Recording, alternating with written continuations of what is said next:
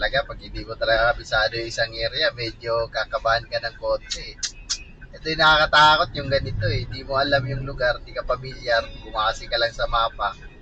Tapos ikaw pa yung nauuna.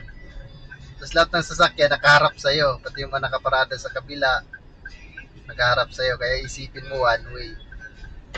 Tapos one way, no? May nagabag doon sa dulo. Woo! Tagina. Paldo ang enforcer na ito. Ito ang kadalasang nangyayari talaga eh. May bantay sa dulo eh. Pero mukhang tuwi naman. Uy! Tay ka dyan. Ba't ganyan yan? May arang. Ay. Op.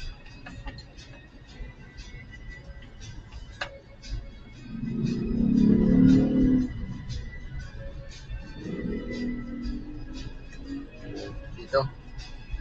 Hindi kasya. Ayop na yan. Hindi kasya. Saan na to ngayon? Yan mo ng bagong ruta.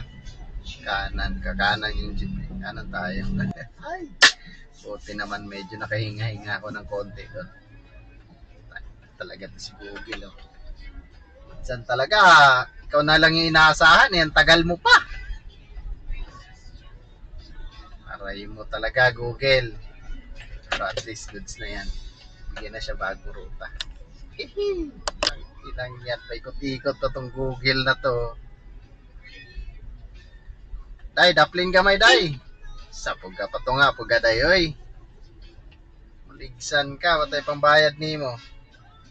Yun, nagbigay ng bagong ruta si Google. Takin na talaga, oh. Pag kay Google na tayo maasa, mga lods. Ngayon ko palang napuntahan to, eh. May ginagawa kasi doon sa West Service Road, may ginagawa yung Manila Water, kaya may harang. Gusto niya talaga tayo papalikin doon sa West Service Road, eh. Sinundan ko na lang tong jeep. Tainang yan.